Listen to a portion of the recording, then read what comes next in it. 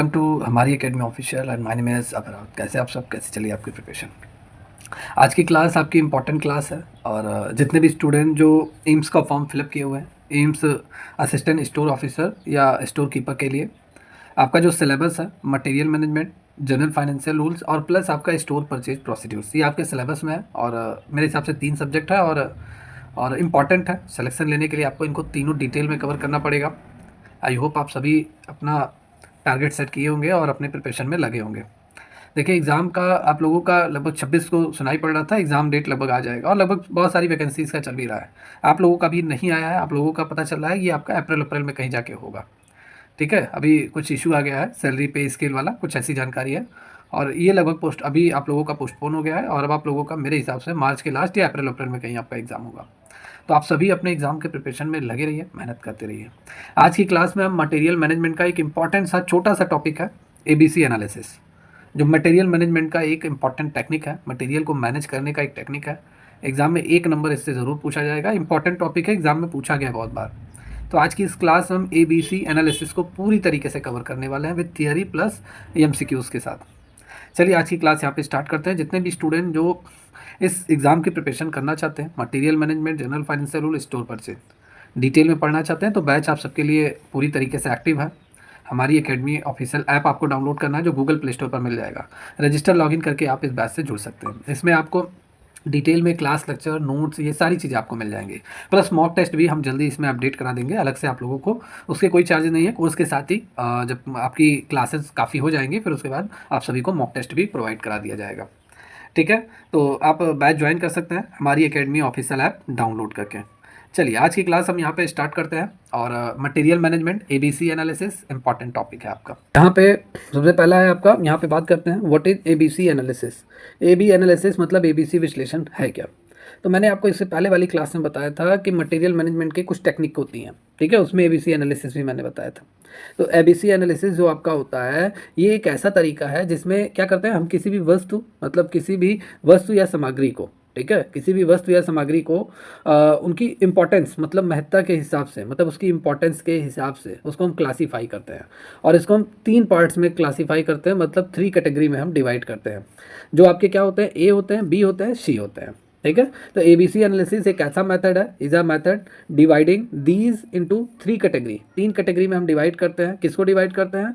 Material को, ठीक है, मटेरियल को अकॉर्डिंग टू देयर इंपॉर्टेंस, उनकी इंपॉर्टेंस के हिसाब से ए बी सी, ठीक है, ए बी सी 3 कैटेगरी में हम डिवाइड करते हैं। अब ए कैटेगरी में कौन सी मटेरियल रहती है, बी में कौन रहता है, सी में कौन रहता है। भाई जब भी हम अपने यहाँ गोदाम में सामान रखते हैं तो कुछ हम ए कैटेगरी में हम डिवाइड कर लेते हैं, कुछ बी कैटेगरी में, कुछ सी कैटेगरी में। ठीक है, तो ए बी सी ये होता क्या है, तो देखिए ए कैटेगरी आपकी होती है, इसमें वो सभी सामग्रियाँ आती हैं, वही सभी चीज़ें आती हैं जो सबसे महत्वपूर्ण होती हैं और सबसे क्या होती हैं, कॉस्टली होती हैं, मतलब महंगी होती हैं, एक्सपेंसिव होती हैं। ये कम होती हैं लेकिन इनका कुल जो मूल्य होता है वो बहुत ही ज़्यादा होता है। तो ये सारे मटेरियल हमारे किस में आते हैं, ए कैटेगरी में आते हैं। कैटेगरी ए जो होता है contain the most important and expensive item, इसमें मोस्ट इंपॉर्टेंट एक्सपेंसिव आइटम होता है और there are a few in number but have a higher value, higher total value. ठीक है, ये संख्या में तो कम होते हैं लेकिन मटेरियल हमारे पास, लेकिन इनकी वैल्यू काफ़ी ज़्यादा होती है। तो ये हमारी ए कैटेगरी की मटेरियल हमारी होती हैं। ठीक है, बी कैटेगरी में कौन सी चीज़ें आती हैं, तो बी कैटेगरी में वे चीज़ें आती हैं जिनकी इंपॉर्टेंस मतलब महत्ता और वैल्यू मतलब मूल्य, ठीक है, मतलब इंपॉर्टेंट एंड लेस वैल्यूएबल, मतलब जो मूल्य होता है और इनकी इंपॉर्टेंस मतलब उनकी गुणवत्ता के हिसाब से, क्वालिटी के हिसाब से, ऐसा समझिए। ठीक है, वो ए के मुकाबले क्या होती है, कम होती है। मतलब ए वाला सबसे ज़्यादा अच्छा होता है, सबसे अच्छी क्वालिटी की वस्तु होती है और सबसे ज़्यादा वैल्यू भी इसी का ही होता है। देन उसके बाद आपका बी आता है, फिर उसके बाद आपका सी आएगा। ठीक है, तो बी श्रेणी में वे चीज़ें होती हैं जिनकी महत्ता मतलब क्वालिटी और इनकी जो वैल्यू होती है वो ए के अकॉर्डिंग कम होती है। मतलब category B content item that are less important and less valuable than A. तो ये आपकी बी श्रेणी की वस्तुएं आपकी होती हैं। आइए हम बात कर लेते हैं सी श्रेणी की वस्तुएं क्या क्या रहती हैं। तो सी श्रेणी में आपकी, सी कैटेगरी में कौन कौन सी होती है, तो सी कैटेगरी में वे सभी मटेरियल होते हैं, वे सभी चीज़ें होती हैं जो बहुत कम महत्वपूर्ण होती है। ठीक है, बहुत ही कम, लेकिन उनका जो कुल मूल्य भी क्या होता है, कम ही होता है। मतलब क्वालिटी भी मतलब कम महत्वपूर्ण भी होती है और उनकी क्वालिटी मतलब उनकी वैल्यू भी कम होता है। दोनों आप यहाँ पे देखिए। तो ये हमारी सी कैटेगरी की मटेरियल इसमें हमारे हम जो डिवाइड करते हैं ABC में, ये C कैटेगरी में आपके होते हैं। तो कैटेगरी C कंटेन आइटम, इसमें एक ऐसे आइटम रखे जाते हैं जिनकी क्या होती है, लेस इंपॉर्टेंट, थोड़े कम इंपॉर्टेंट होते हैं, उतनी इंपॉर्टेंसी इनकी नहीं होती है, और have a lower total value, और इनकी जो कुल मूल्य भी होता है, मतलब एक तरीके से सस्ती आइटम होती हैं, सस्ती चीज़ें होती हैं हमारी C कैटेगरी में। तो ये हमारी रही ABC कैटेगरी। तो ये हमारी रही ABC कैटेगरी जो आपसे एग्जाम में पूछा जा सकता है। क्लियर। चलिए आइए अब यहाँ पे हम बात कर लेते हैं और भी आगे। अच्छा, इससे मदद क्या मिलता है ABC कैटेगरी से? तो इससे हमें हेल्प मिलता है कि हम उन चीज़ों पर ज़्यादा ध्यान दें। ABC एनालिसिस से हमें ये सीखने को मिलता है कि हम उन चीज़ों पर ज़्यादा ध्यान दें जो हमारे लिए सबसे ज़्यादा मूल्यवान है। मतलब this help us focus on the thing that are most valuable to us. चलिए ABC एनालिसिस का ऑब्जेक्टिव हम देख लेते हैं। उद्देश्य क्या होता है, पर्पस क्या होता है, क्यों हम इस एनालिसिस का उपयोग करते हैं। तो ABC एनालिसिस का उपयोग हम इस उद्देश्य से करते हैं कि हम अपनी सामग्री को, अपनी वस्तुओं को, उनकी इंपॉर्टेंस मतलब उनकी महत्ता के हिसाब से हम क्या करते हैं, क्लासीफाई करें। इससे हमें ये जानने का मौका मिलता है कि कौन सी चीज़ों पे हमें सबसे ज़्यादा ध्यान देना चाहिए, जो सबसे ज़्यादा इंपॉर्टेंस है हमारे बिजनेस के पर्पस से, ठीक है, और सबसे ज़्यादा इंपॉर्टेंस है उन पे ज़्यादा ध्यान देना चाहिए, और कौन सी चीज़ों हमारे लिए कम महत्वपूर्ण होती हैं। इससे ये होता है कि हम सही वस्तुओं पर अपनी मेहनत और पैसे खर्च कर सकें। मतलब बाज़ार की रिक्वायरमेंट के अकॉर्डिंग जो चीज़ें ज़्यादा इंपॉर्टेंस है, बिक रही हैं, जिसमें हमें अच्छा प्रॉफिट हो रहा है, उन पे हम ज़्यादा पैसा खर्च कर सकें, ज़्यादा मेहनत कर सकें। तो ABC एनालिसिस हमें यही सिखाता है। ठीक है, ABC एनालिसिस। क्लियर। आइए अब यहाँ पे ABC एनालिसिस की थोड़ा सा, यहाँ पे हम ABC एनालिसिस की कैटेगरी अभी हम लोगों ने बात किया था, यहाँ पे थोड़ा सा अदर लैंग्वेज में हम बात कर लेते हैं ABC एनालिसिस की कैटेगरीज के बारे में। तो थोड़ा हम यहाँ पे शॉर्ट में देखेंगे ए श्रेणी में कौन कौन सी हाई इंपॉर्टेंस वाली मटेरियल होती है, वस्तुएं होती हैं। तो इसमें वे वस्तुएं होती है, वे सभी हमारे आइटम होते हैं जो काफ़ी महंगी होती हैं लेकिन संख्या में इनकी कम होती है, और इन पर कड़ी निगरानी और ध्यान देने की आवश्यकता होती है। बी मीडियम मतलब मीडियम इंपॉर्टेंस, बी श्रेणी में, बी कैटेगरी में मीडियम इंपॉर्टेंस की आइटम होते हैं। मतलब इसमें वे आइटम होते हैं, वे वस्तुएं होती है जो इन्वेंट्री के एक माध्यम का हिस्सा है। इनकी कीमत भी क्या होती है, औसत होती है, मतलब मीडियम लेवल पे होती है, और इन पर कम ध्यान दिया जाता है, फिर भी इनका ध्यान देना जरूरी होता है। ये बी कैटेगरी के आइटम्स होते हैं। सी कैटेगरी में कौन कौन से आइटम होते हैं? तो सी कैटेगरी में आपके लो इंपॉर्टेंस, जिसमें जो ज़्यादा हमारे लिए इंपॉर्टेंस नहीं होती है। तो इसमें वे सभी आइटम होते हैं, वे सभी वस्तुएं होती है जो बहुत सस्ती हैं और कम महत्वपूर्ण होती हैं। इनका ध्यान बहुत कम रखा जाता है, इन्हें साधारण तरीके से भी प्रबंधित किया जाता है, मतलब मैनेज किया जाता है इन अ सिंपल वे में। क्लियर। चलिए अब यहाँ पे हम बात कर लेते हैं एडवांटेज, बात कर लेते हैं ABC एनालिसिस का। थोड़ा फास्ट ही हम लोग करेंगे, पॉइंट वाइज मैं यहाँ पे आप सभी को अच्छे से क्लियर करने की कोशिश करूँगा। देखिए, ऐसी नोट्स वगैरह हम ऐसा प्रिपेयर करते हैं कि आप सभी एक बार पढ़िए, और एक बार आपने क्लास देखा और एक बार आपने पढ़ लिया, सारी चीज़ें आपकी तुरंत तैयार हो गई। ठीक है, दोबारा आपको टच करने की भी ज़रूरत नहीं है। तो इंपॉर्टेंट है ये सभी नोट्स आपके लिए। तो ABC एनालिसिस के एडवांटेज क्या है? बेटर मैनेजमेंट, यहाँ पे हम बात कर लेंगे। ठीक है, बेटर मैनेजमेंट के लिए ये काफ़ी अच्छा होता है ABC एनालिसिस। बेटर मैनेजमेंट मतलब क्या? मतलब ABC एनालिसिस से हमें ये पता चलता है कौन सी चीज़ें हमारे लिए काफ़ी इंपॉर्टेंट है, ठीक है, काफ़ी महत्वपूर्ण है, और जिससे हम उनका सही तरीके से क्या कर सकें, उनको हम सही तरीके से मैनेज कर सकें। तो ABC एनालिसिस से हमें ये पता चल जाता है, और बेटर मैनेजमेंट में ये काफ़ी हमारे लिए हेल्प देता है। तो ABC analysis help identify which items are important, allowing us to manage them efficiently. Clear. Second है इसका एडवांटेज कॉस्ट सेविंग, मतलब लागत में बचत देती है। लागत, कॉस्ट मतलब किसी वस्तु जो जितने रुपए में तैयार होती है, ठीक है, जो तैयार होने में जितनी कॉस्ट आती है वही कॉस्ट आपका होता है। तो लागत में बचत, ये भी इसका एडवांटेज है।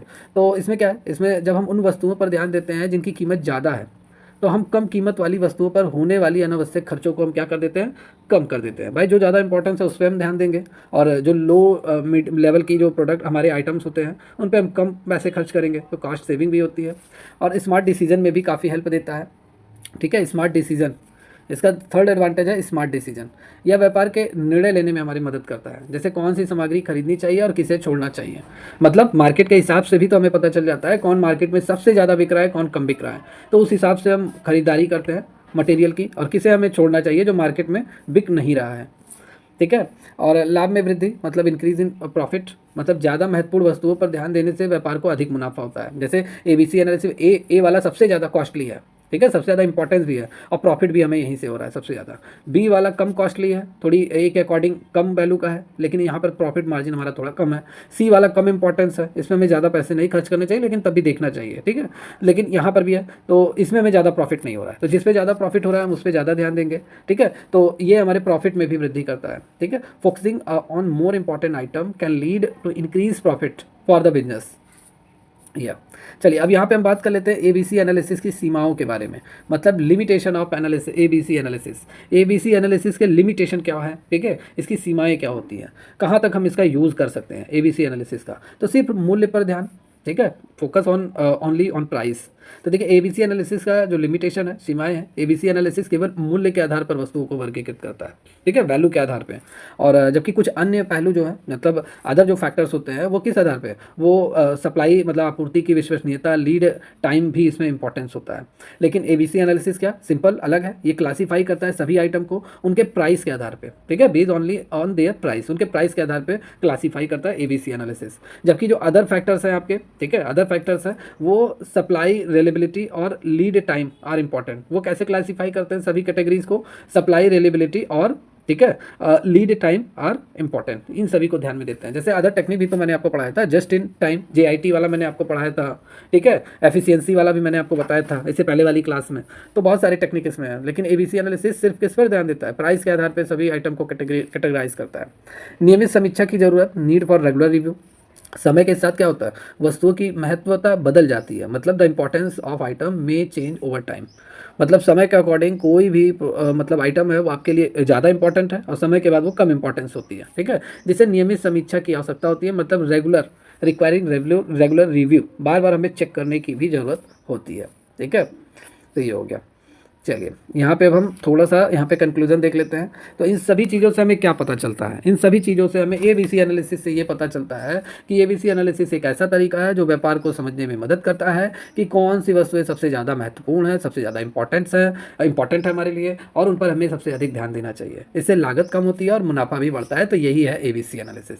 आई होप आप सभी को एबीसी एनालिसिस समझ में आ गया होगा कि ABC analysis is a easy method, ये सबसे इजी मेथड है और ये हमारा हेल्प करता है हमारे बिजनेस में understand which item are importance, कौन सा आइटम हमारे लिए सबसे इंपॉर्टेंस है, जिसे हमें क्या देना चाहिए, should be given more attention, सबसे ज़्यादा ध्यान देना चाहिए। It help reduce cost and increase profit, ये कॉस्ट को रिड्यूस करने में, प्रॉफिट हमारे इंक्रीज करने में हेल्प करता है।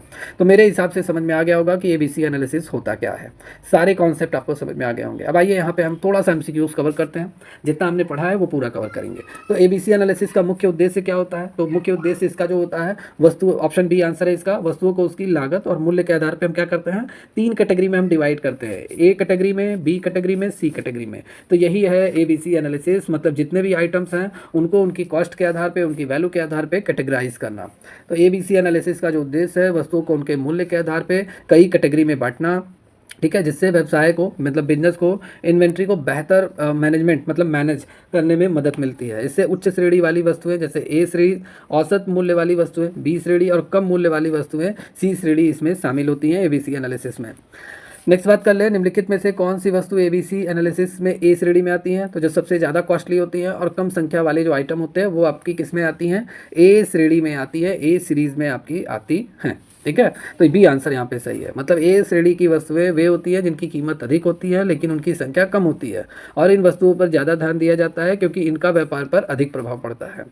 एबीसी एनालिसिस का सबसे बड़ा लाभ क्या है, तो सबसे बड़ा जो इसका बेनिफिट्स है, लाभ है, ये क्या करता है, ऑप्शन सी आंसर है इसका, यह लागत नियंत्रण और मुनाफा में वृद्धि करता है, मतलब कॉस्ट को कंट्रोल करता है और आपके प्रॉफिट मार्जिन को ये इंक्रीज करता है। तो सी आंसर आपका यहाँ पे सही है। एबीसी एनालिसिस व्यवसाय को समझने में मदद करता है कि कौन सी वस्तुएं महत्वपूर्ण है, जिससे वे उच्च मूल्य वाली वस्तुओं पर ध्यान केंद्रित करके लागत को कम कर सकते हैं और क्या करते हैं, मुनाफे को आपको बढ़ा सकते हैं। नेक्स्ट क्वेश्चन है, उच्च कीमत वाली वस्तुएं ए श्रेणी पर ध्यान देने से व्यवसाय को लाभ होता है तो मुनाफा में वृद्धि होता है, ठीक है। मतलब ए श्रेणी में, मतलब ए कैटेगरी वाली अगर आइटम पे हम ज़्यादा ध्यान दें तो हमारे मुनाफे में वृद्धि होगी, ये फ़ायदा होगा, ठीक है। मतलब उच्च कीमत वाली वस्तुओं पर ध्यान केंद्रित करने से व्यवसाय को अधिक लाभ होता है क्योंकि इन वस्तुओं का मूल्य अधिक होता है और व्यापार पर ये काफ़ी इंपॉर्टेंस भी होती है क्वालिटी के आधार पर, और इनका व्यापार पर अधिक प्रभाव होता है। एबीसी एनालिसिस की सीमाओं की अगर हम बात कर लें, नेक्स्ट क्वेश्चन, एबीसी एनालिसिस की प्रमुख सीमाएं क्या होती हैं, तो यह समस्या के मूल कारणों की पहचान नहीं करता है, समस्या के मूल कारणों की पहचान नहीं करता है, मतलब कॉस्ट के आधार पे सभी आइटम्स को क्या करता है, कैटेगराइज करता है, बांट देता है, ठीक है। तो ये आपका सही है। यह लागत कारकों को नज़रअंदाज करता है, गलत है, मूल्य के आधार पे ही तो डिवाइड करता है। जटिल संख्या और सांख्यिकीय डेटा का उपयोग करता है, गलत है। और संचालन निर्णयों में मदद करता है, ये भी गलत है। या तो बी आंसर सही है। मतलब एबीसी एनालिसिस केवल वस्तुओं की प्राथमिकता तय करता है, लेकिन यह समस्याओं के मूल कारणों को पहचान करने में मदद करता है। यह गहरे विश्लेषण की आवश्यकता होती है, जैसे failure, moods effects analysis, statistical process control charts. अब आइए यहाँ पे और बात करते हैं। देखिए ये मैंने आपको नहीं पढ़ाया है, एबीसी एनालिसिस में ये भी आपका है, ठीक है, लेकिन मैंने पढ़ाया नहीं है, तो इसको भी हम बात कर लेते हैं। क्यों कभी ऐसे ये पैरेटो चार्ट है, ठीक है, पैरेटो चार्ट, और ये आपके टॉपिक में है, लेकिन उतना ये मैंने जितना भी पेपर देखा उसमें एक या दो बार ये पूछा गया है और ज़्यादा ये पूछा नहीं गया है, तो इसलिए अभी मैंने इसको डिस्कस नहीं किया है। बाकी कभी क्लास में मैं इसको डिस्कस कर लूँगा। चलिए अब आ गया है, तो यहाँ पे देख लेते हैं। क्या कभी कभी कई पैरेटो चार्ट्स की आवश्यकता होती है? तो इसका आंसर क्या होगा? हाँ, एक श्रेणी में समस्याओं को पहचानने के लिए अधिक विश्लेषण की आवश्यकता होती है, वहाँ पे पैरेटो चार्ट्स की आवश्यकता होती है, ठीक है। मतलब कभी कभी एक पैरेटो चार्ट्स पर्याप्त नहीं होता है, विशेष रूप से जब समस्याएं एक ही श्रेणी में कई तरह की होती हैं। ऐसे में हमें पैरेटो चार्ट्स की आवश्यकता होती है ताकि हम समस्याओं की मुख्य कारण को समझ सकें। पैरेटो चार्ट्स को किस नाम से जाना जाता है? तो इसे 80/20 रूल नाम से जाना जाता है, 80/20 रूल के नाम से जाना जाता है। पैरेटो चार्ट्स इसे 80/20 रूल भी कहा जाता है, और ये बताता है कि अधिकांश समस्याएं 80%, कुछ प्रमुख कारणों मतलब 20% से उत्पन्न होती हैं, और यह व्यवसाय को प्राथमिकता तय करने में मदद करता है, ठीक है। या पैरेटो एनालिसिस का मुख्य उद्देश्य क्या होता है? पैरेटो एनालिसिस का, तो ये समस्याओं या जो भी मुद्दे होते हैं उनकी आवृत्ति या प्रभाव के आधार पर उनको प्राथमिकता देता है। बी ऑप्शन सही है, ठीक है। मतलब पैरेटो एनालिसिस समस्या या मुद्दे को प्राथमिकता देता है ताकि हम सबसे महत्वपूर्ण समस्या को पहले हल कर सकें, जो हमारे लिए सबसे अधिक प्रभाव डालती है। पैरेटो चार्ट्स में किस प्रकार के डेटा का उपयोग किया जाता है? तो इसमें गुणात्मक डेटा का उपयोग किया जाता है। बी ऑप्शन सही है, ठीक है। गुणात्मक डेटा का इसमें उपयोग किया जाता है पैरेटो चार्ट्स में, जैसे किसी भी समस्या की आवृत्ति या संख्या या डेटा की समस्याओं की पहचान करता है। इसके द्वारा समस्या की गंभीरता को नहीं मापा जाता है। पैरेटो एनालिसिस में केवल गुणात्मक डेटा का उपयोग करने का नुकसान क्या है? सबसे नुकसान इसका यह है कि यह समस्याओं की गंभीरता और प्रभाव का पता नहीं चलता है। चलिए अब यहाँ पे हम जितना हम लोगों ने पढ़ा था उससे रिलेटेड यहाँ क्वेश्चन आ गया। तो एबीसी एनालिसिस में कौन सी श्रेणी की सबसे अधिक निगरानी और ध्यान की आवश्यकता होती है? तो ए श्रेणी की, ए कैटेगरी के जितने भी आइटम होते हैं। चलिए एबीसी एनालिसिस का मुख्य उद्देश्य, ये रिपीटेड क्वेश्चन है लेकिन यहाँ पे जो ऑप्शन है वो अलग अलग है। तो इन्वेंट्री की प्राथमिकता को इसमें तय किया जाता है और संसाधनों को प्रभावी ढंग से क्या किया जाता है? आवंटित किया जाता है। ये इसका मुख्य उद्देश्य है, ठीक है। या चलिए एबीसी एनालिसिस का उद्देश्य इन्वेंट्री मतलब आइटम्स मटेरियल की प्राथमिकता को निर्धारित करना, ताकि उच्च मूल्य वाली वस्तुओं पर ध्यान केंद्रित किया जा सके और संसाधनों का सही तरीके से उपयोग किया जा सके। नेक्स्ट क्वेश्चन है, एबीसी एनालिसिस में बी श्रेणी की वस्तुएं कैसी होती है? तो इनकी जो कीमत होती है वो औसत कीमत होती है और औसत संख्या वाली होती है, मतलब मिड में ये रहती हैं। तो बी श्रेणी में वे सभी वस्तुएं आती है जिनकी कीमत औसत होती है और इनकी संख्या भी मध्यम होती है। मतलब ये ए श्रेणी की जो वस्तुएं होती हैं उनसे कम वैल्यूएबल होती है, लेकिन सी श्रेणी की वस्तुएं से ज़्यादा वैल्यू इनकी होती है। और सी श्रेणी मतलब सी कैटेगरी के जो आइटम होते हैं उनसे अधिक ध्यान देने की आवश्यकता होती है बी कैटेगरी वाले आइटम को। सी कैटेगरी वाले मतलब सी कैटेगरी में जो वस्तुएं होती है, जो आइटम होती है वो किस प्रकार की होती है? तो इसका आंसर जो है वो बी है, ठीक है। सबसे सस्ती होती है और कम इंपॉर्टेंस की होती है। मतलब सी श्रेणी की वस्तुएं सबसे कम मूल्य वाली होती है। इनकी संख्या अधिक होती है, लेकिन इनका व्यापार पर बहुत अधिक प्रभाव नहीं पड़ता है। इनका प्रबंधन पर भी कम ध्यान दिया जाता है। चलिए नेक्स्ट क्वेश्चन, एबीसी एनालिसिस का मुख्य लाभ क्या है? तो उसका मुख्य लाभ है ऑप्शन सी है, या हाई वैल्यू वाली जो वस्तुएं होती हैं उन पे हमें सबसे ज़्यादा ध्यान देना चाहिए। एबीसी एनालिसिस हमें ये बताता है। एबीसी एनालिसिस का इस्तेमाल करने का फ़ायदा क्या है? तो फ़ायदा है कि भाई मुनाफा हमारा बढ़ जाता है और संचालन अधिक प्रभावी होता है, ठीक है। यहाँ भी आंसर सही है। एबीसी एनालिसिस की एक मुख्य सीमा क्या है? मतलब केवल वस्तुओं और मूल्य के आधार पर कार्य करता है, या केवल बिक्री आंकड़ों पर ध्यान केंद्रित करता है, या गुणवत्ता पर ध्यान नहीं देता है, और यह बहुत समय लेने वाला होता है। तो एबीसी एनालिसिस की सीमाएं क्या है? मतलब सीमाएं हैं या केवल वस्तुओं के मूल्य के आधार पर काम करता है। जो आइटम सबसे ज़्यादा वैल्यूएबल है, इंपॉर्टेंस है, सिर्फ आप उस पर ध्यान दीजिए, प्रॉफिट मार्जिन आपका वहाँ पर बढ़ता जाएगा।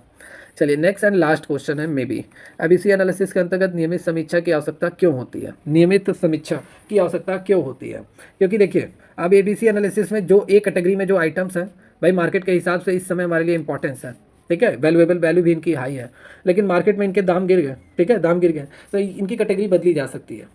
भाई वैल्यू गिर गया और इनकी इंपॉर्टेंस जो है महत्ता भी कम हो गई, तो जाहिर सी बात है इन्हें बी कैटेगरी में हम शामिल कर सकते हैं, ठीक है। और जाहिर सी बात है, ठीक है, तो वस्तुओं का जो मूल्य होता है वो समय के साथ बदलता रहता है, यही चीज़ मैं आपको बताना चाह रहा था, ठीक है। वस्तुओं का जो आइटम का जो मूल्य होता है वो समय के साथ बदल सकता है, इसलिए रिव्यू की ज़रूरत होती है एबीसी एनालिसिस में। मतलब समय के साथ वस्तुओं का मूल्य बदल सकता है, इसलिए नियमित समीक्षा की आवश्यकता होती है ताकि वस्तुओं को उनकी बदली स्थिति के अनुसार सही कैटेगरी में रखा जा सके। क्लियर? तो कैसी लगी क्लास कमेंट करके आप सभी लोग ज़रूर बताइए। आज की क्लास में इतना ही, बाकी कल की क्लास में हम लोग इसके आगे के टॉपिक को कवर करेंगे, चैप्टर नंबर 3 कवर करेंगे और पूरा मटेरियल मैनेजमेंट मैं पढ़ाने वाला हूँ आप सभी को, ठीक है? और सभी नोट्स वगैरह आपको मिलेगा, कहाँ पे मिलेगा? आप हमारी एकेडमी ऑफिशियल ऐप आप डाउनलोड कीजिए, गूगल प्ले स्टोर पर जाइए और वहाँ पे जो कोर्स है उसे ज्वाइन कर लीजिए। कोई जानकारी चाहिए इस नंबर पे कॉल करके आप जानकारी ले लीजिए कोर्स के बारे में। आपको मटेरियल मैनेजमेंट, ठीक है, प्लस GFR जो जनरल फाइनेंशियल रूल्स है, और प्लस आपका स्टोर परचेज। भाई स्टोर कीपर का एग्जाम देने जा रहे हैं, स्टोर परचेज ना पढ़े, बहुत बड़ी बात है। तो ये सभी आपका इंपॉर्टेंट है, ठीक है? तो ज्वाइन करने के लिए आपको करना क्या है, इस बैच को तुरंत ज्वाइन कर लीजिए और अपनी प्रिपरेशन करते रहिए। सभी नोट्स, क्लास लेक्चर और मॉक टेस्ट मैं जल्दी अपडेट करा दूंगा, ये सब आपको मिल जाएगा। चलिए आज की क्लास में इतना ही। कैसी लगी क्लास कमेंट करके जरूर बताइए और एक लाइक आप लोग कर दीजिए, जिससे मोटिवेशन बना रहे। आप सभी के लिए मैं क्लासेस डेली बेसिस पे लाता रहूँ। मिलते हैं कल की क्लास में। Take care and good bye.